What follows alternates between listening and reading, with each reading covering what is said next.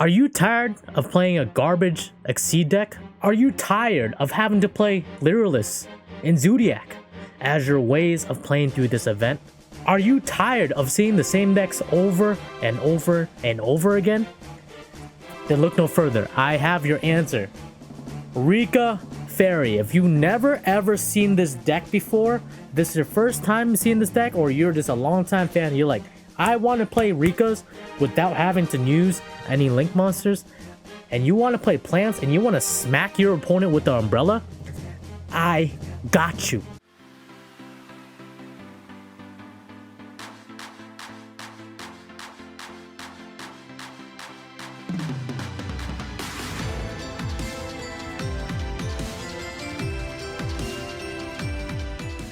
What is up, all you beautiful people? It is I, AkemiTCG, back with a brand new video.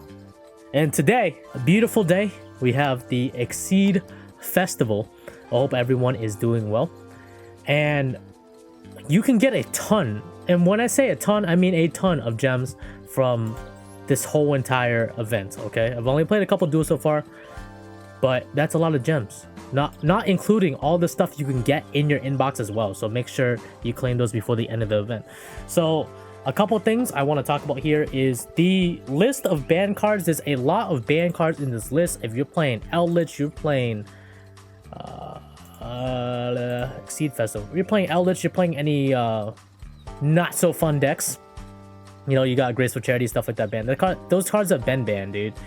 But you got some cool stuff. No Eldritch. No Vanity's Fiend, so like no just locking your opponent out of the game, which is really interesting.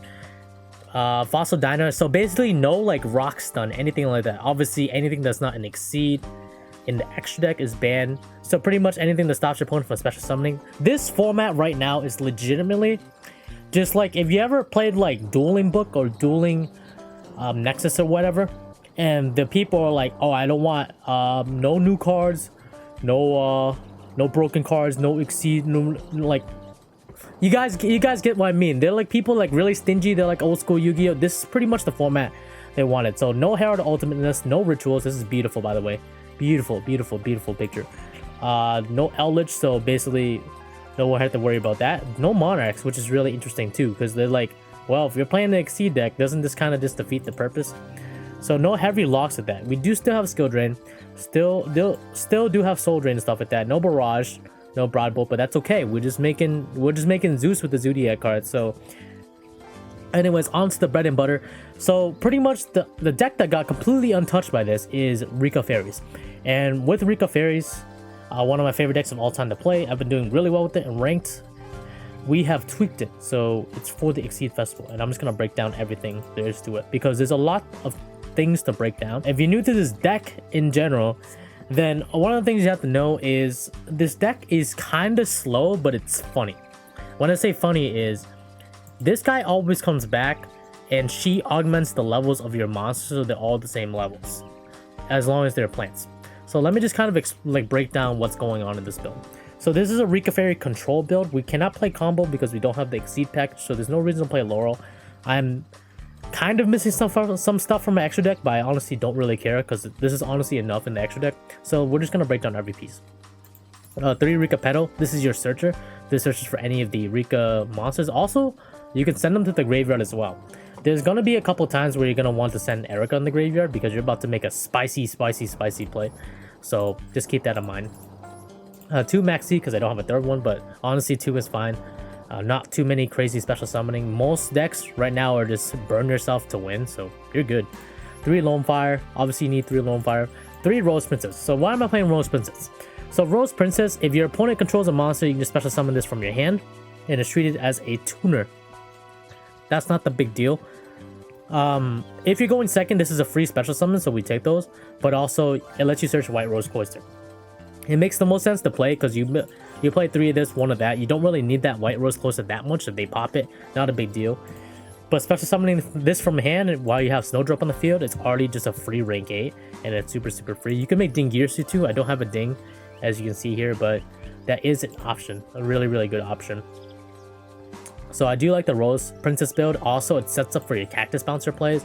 If you're playing Cactus Bouncer, then it can't be special summon, so you have to normal summon it. So your first other summons have to be special summon. So let's say like you open Cactus Bouncer plus White Rose Cloister. My bad, guys. It's like wicked early in the morning. Cactus Bouncer, White Rose Cloister, and then Petal. You can go White Rose Cloister, special summon Petal. Do all the Petal shenanigans that you're gonna do, and then normal summon Cactus Bouncer. Now your opponent's locked out of special summoning. Super, super strong. People like look down upon it, but it's a very good card in conjunction with Rose Princess. I would not be playing Cactus Bouncer if without the Rose Princess package, because it just makes sense. Also, like as a side note, if you're playing Sun Avalon, it's really easy to play in Sun Avalon too, because you're playing die as well, unexpected die. So just something to keep in mind. Did you know I have a website? Visit AkemiTCG.com to get your limited edition Rikka Fairy merchandise today. 2 per Mula. You don't really need to play 3, especially since we don't have Parallel Exceed or anything like that. So I think 2 is the right number. There's sometimes come-ups, but Strene doesn't come up that often. Believe it or not, it does not come up that often. So 2 per Mula is the perfect number. 3 Mudon, because you want to get your Trincody, your Sheet, your Glamour. And also it lets you tribute your cards. So it pops up with Strene. 1 Erica, just for the OTKs and also the recursion. It recurs hard. Really, really, really hard when you keep exceeding with it. 3 Snowdrop, because we're playing pure. 1 Hellbore for protection, and also lets you tribute stuff on command. 1 Mardell, and 1 Har. So Mardell, if you guys don't know this, Mardell grabs Generator Boss Stage, and then you activate Boss Stage during the next turn. Your opponent's draw during the draw phase, and then you special summon Har, you summon a whole bunch of tokens, you have a free negate, and plus, if your opponent searches, they have to discard 1 monster. So very, very, very strong card. It's optimal. You never want to draw it unless if you draw it and you have 1-for-1 in hand, then you're pretty good at the game, but you never want to draw into this card like ever. Okay, 3 Glamour, 1 Boss Stage, obviously. 1 Cloister to go with the Rose Princess. 2 Twin Twisters to destroy back row. You could bunker this up to 3 depending on how afraid of you are of back row. 2 Call By, because Call By is a really good card. 2 Droplet. Your opponent's gonna do some shenanigans, and you want to sometimes pitch some of your cards in the grave. So Droplet's just a really, really good card.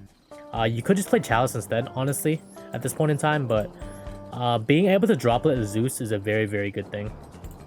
1 Trincody, 1 Sheet, and 2 Ice Dragon's Prison. Ice Dragon's Prison is one of my favorite cards, even though I'm not playing against Eldritch.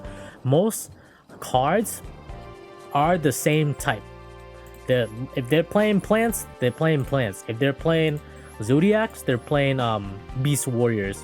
They're playing Literalists, they're playing Winged Beast. So Ice Dragon's Prison is a way to get around those cards, especially since Ice Dragon's Prison does not target. This card, I repeat, does not target. So even if they have Cobalt, if they're playing in Tri-Brigade somehow, well, I mean, not Tri-Brigade, but straight up Literalist somehow, and they make it untargetable, Ice Dragon's Prison plays around it. It's beautiful.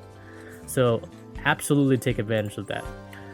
Extra deck, it's kind of botched, but there's not really much to the extra deck. It's very, very standard. You're playing Sylvan Princess Sprite, Nightingale, Down a Magician, Zodiac Borbao, Zodiac Chakanine. So what is this engine doing here? I'm not playing Zodiac. What are you doing, Akemi? Zodiac Chakanine is 2 level 4 monsters. So if you have not resolved Snowdrop's in-hand effect, let's say like you have White Rose Cloister, right? And you have a Snowdrop and a Primula. You can White Rose Cloister, special summon Snowdrop, normal summon Primula. Snowdrop copy the levels of Primula, so everybody's that level.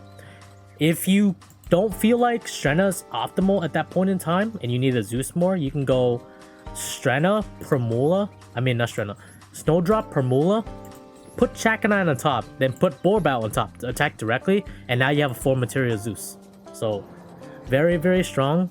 A lot of people just don't see this, but it's pretty good. Borbao also attacks directly too, by the way. So that's how you can get your Zeus summon in. So if you don't have access to the level 1 package for whatever reason, which is probably going to be very often because you're not playing Laurel or anything like that, then you go for the level 4 package. 1 Strene, 2 Gazashi, 1 Aurea, 1 Alsei, 2 Teardrop, 1 VFD. If you summon this at the Exceed Festival, you just win, okay? I'm sorry, that's just how it is. I don't make the rules, that's just how it is. 1 Hyperiton. I almost never summon this card. Even in the main, I might take it out, but it's still an option. It's good. It is a negate, so we take those. And then 1 Zeus. Alright guys, hope you all enjoyed the video. I know, you know, for a lot of people, they're like, oh my god, why are you trying so hard for this event? Look, I just want to build the most optimal plant deck for this event, and I think it's super fun to just play this deck without playing links and see how far it goes, because the plant deck is so flexible, and I think it's so cool that Snowdrop gets to augment the levels of whatever monster you just target, and Cactus Bounce is just really funny. So anyways, hope you all enjoyed the video. Make sure to like, comment, subscribe, and I will see you guys next time. Peace.